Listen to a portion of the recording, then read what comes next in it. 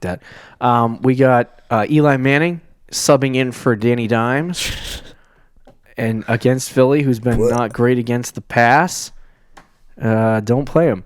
Yeah, and then 96% chance of rain. Carson Wentz against New York. This is a game where he could really get back on track after having a very bad. I think it was like 2, 5, and 6 for performances for the quarterback position. That's just downright bad.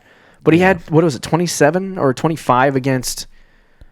I always have to readjust because our league is awkward. In our league he had 27. He had 27 because 5-point touchdowns. But Carson Wentz is a good play this week against the Giants. If you need him, he might get 25 points out of. You might get 25 points out of him. What about the running back Saquon Barkley, who's been struggling? Yes, but you got to ride Barkley out, struggling. And Philly's a terrible matchup. Yeah. Oh, but you got to start him. All of the bad things at once. You got to start him. Are you sure? Yes. Oh boy. I'm just gonna stay. I'm gonna plead the fifth on this one, and I'm gonna let you people make the decision on this one because you have to. It's all on him. If you have to, right? Barkley, right? No, you don't have to. Oh, this is like me wanting to sit DeAndre Hopkins against Pats. I want to see his numbers because Barkley's, they have not been good. Do you have it in front of you? I did just a second ago. Yeah, because he's just been since he came back. We had our writer Adam Hutchison wrote an article about Saquon Barkley after his injury, and he said that he hasn't been too bad. This is the injury that can linger and cause problems for him. He has not been the running back. He's not been the running back you'd expect. Right. You want to hear what since he's come back? What? 15, 24, 12, 5, 7, 13. Okay, so the 12, 5, 7, 13 is where we're having some concerns. Yeah. I mean, you got to start him.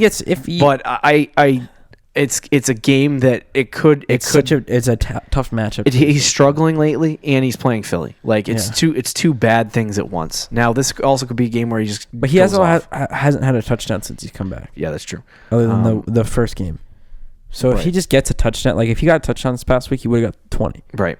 And then we got Miles Sanders and Jordan Howard. Jordan Howard, I don't know if he's coming back this week. I think he is. Yeah. Miles Sanders had 19 fantasy points last week. He had a very good week. Finally, the game that you wanted him to have against Miami. So after touting him as a breakout 3 weeks ago, finally has a good game. If Jordan Howard doesn't play again, Miles Sanders should be in your lineup. Yeah. If he does come back, though, do you start Miles Sanders? No, I don't. I mean, maybe as a flex against the Giants. They're both good. Flex. I think they'll both get like 12 to 15 touches. So.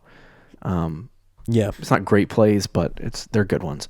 And then we got Alshon Jeffery, who had a very good week last week against the Giants. He could continue to do that. I think you could justifiably start him in your flex, and then you can play Zach Ertz. I don't know if you disagree with the Alshon Jeffery take. No. Sterling Shepard caught a touchdown last week. He has returned. I don't know if he has any rapport with Eli Manning at all, but he probably against good Philly. Philly gives him so many fantasy points to wide receivers. Yeah, but it's unbelievable. Eli's the quarterback. Yeah. And then, do you want to play Evan Engram? So is he hurt? He is, but he might come back this week. Okay. I'm pretty sure he has a good connection with Eli, though. Like, he was always Eli's top target. Interesting. When he was out there, so maybe if he plays, I think he could be a good option. Okay. That does it for our matchup breakdowns